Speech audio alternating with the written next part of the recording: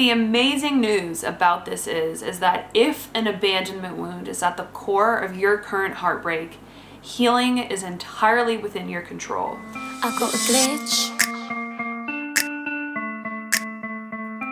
Hello my loves and welcome back. It's Ash, your truth-bombing fairy godmother for everything love, dating, and relationships. Lately, I've been receiving a really big influx of comments from viewers who are trying to cope with being on the receiving end of a breakup. So I was thinking really hard about what type of video I could put out that could perhaps shed some light on this experience and why it feels so devastating and earth-shattering.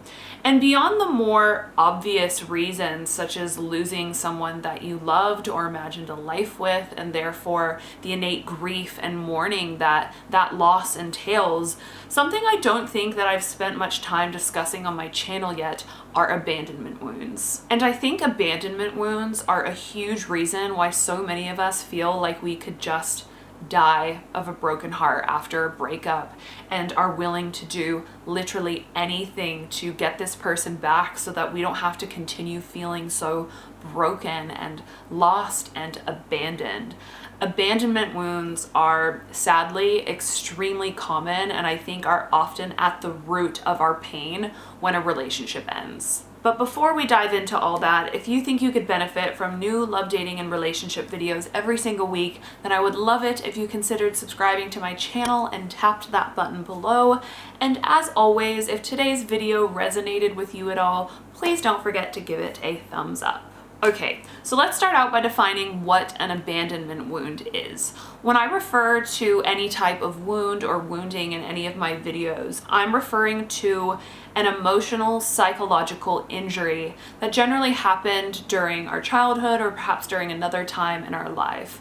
And these injuries stay with us, often at a really deep, subconscious level because they never had the attention or care that they required from us in order to heal properly or in a healthy way. So instead, they just kind of haphazardly scab over. So with an abandonment wound, this is a wound that was likely inflicted upon us early on in life and then perhaps was further reinforced or exacerbated as we got older.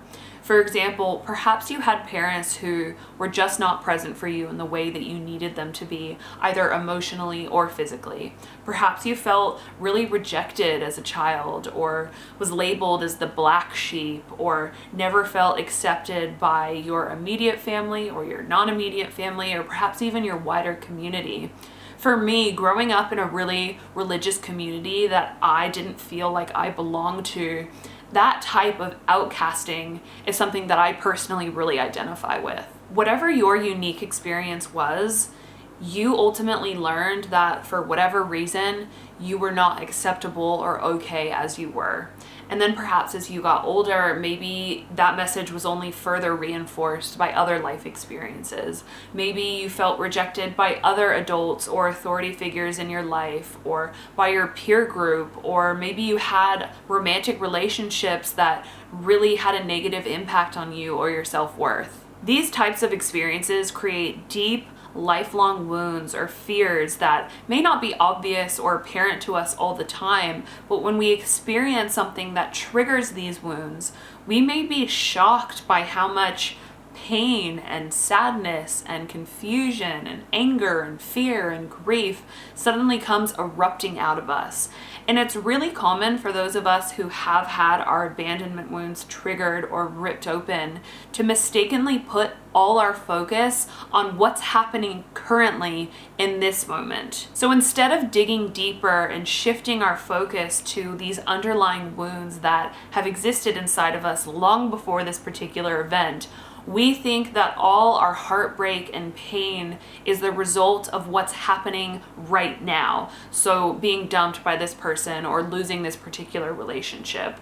And further, if we are under this misunderstanding, we also think that the solution to this horrific pain is getting this person back, even if we know deep down that this person was very likely not the right one for us. And this is often the easiest way to tell if an abandonment wound is at the root of your current heartbreak. If somewhere inside you, let's call it your higher guidance. If your higher guidance knows that this relationship that you're grieving was not the most loving, healthy choice for you, and yet you are still desperately pining and grasping for it to return, that tells me that there is a much deeper underlying triggered wound that is crying out for your attention. But the amazing news about this is that if an abandonment wound is at the core of your current heartbreak, healing is entirely within your control. This is a wound that exists within you with or without your ex, meaning this is also something that you can bring healing to with or without your ex. The solution to the pain that you're feeling as a result of your breakup is not getting back together with your ex. Let me make that abundantly clear. The solution lies within you. Don't get me wrong, I don't want to downplay the very real feelings of loss you are experiencing as a result of losing someone that you loved. But if you have an abandonment wound that has been ripped open, this pain is about so much more than this person. It's about carrying a deep underlying feeling of never being good enough for anyone, or never feeling lovable or worthy enough to be seen or chosen or accepted or embraced. Feelings that you've likely been carrying inside of you since you were a child. I want to read you something really beautiful and profound that Rising Woman shared on Instagram a while back about abandonment wounds being triggered, because I know that her words will resonate with so many of you. And it says, "When our abandonment wound is triggered, our reality gets flipped upside down. We might feel like we've lost ourselves, and for a time, we need to accept that we're different. Grief changes us, and the abandonment wound pushes us out of our center into a more anxious state of being.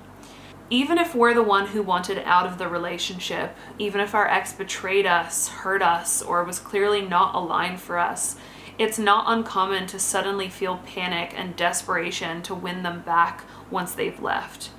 When the abandonment wound is at the wheel, we might feel crazy, out of control, terrified to be alone, or convinced that we'll never find love again. If you're in this, please trust that you are not alone, you're not crazy, and you are definitely not doomed. Your wound is activated, but you are not your wound. You are so much more than that. And underneath the fear and anxiety you may be feeling, you are still you, whole, lovable, and worthy. Your inner child is afraid right now, and there may be an intense drive to reach out to your ex, to call them, to play games, or to strategize how to get them back, but this is not what you need. Your inner child needs you to show up strong for you right now, to protect them and keep them safe. So whenever you feel like you need to escape from yourself, take a few deep breaths. You will not be stuck in this feeling forever. You will move through this. Be gentle with your heart and set up strategies to self-soothe so that you can stay connected to your healing path. So on the note of your healing path, healing is never an easy road. Healing an abandonment wound is often lifelong work and is never something that is ever truly fixed, in my unprofessional opinion. But becoming aware of an abandonment wound and befriending that wound and showing it love and compassion and acceptance and understanding is pivotal. And when we learn to do this, we stop desperately grabbing for others outside of ourselves to make us feel loved and whole. I understand that therapy, unfortunately, is not accessible or affordable for everyone.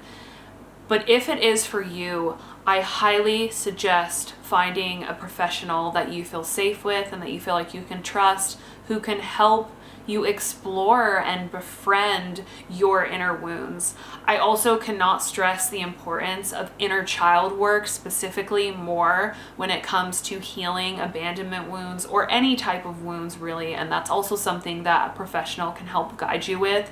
I'm sure there are also countless books out there that are a lot cheaper than therapy about inner child work or healing your inner child. I know for me personally, revisiting some very specific memories I had where I think a lot of my wounding originated, and communicating with myself in the ways that I wish a wiser, loving adult had communicated with me during those times was an incredibly powerful exercise. And this is an exercise that you can do with a professional or with a therapist, or even in your own time privately in a journal, or perhaps when you're meditating. Healing an abandonment wound looks so different for everyone, and it really is up to you to find out what clicks for you.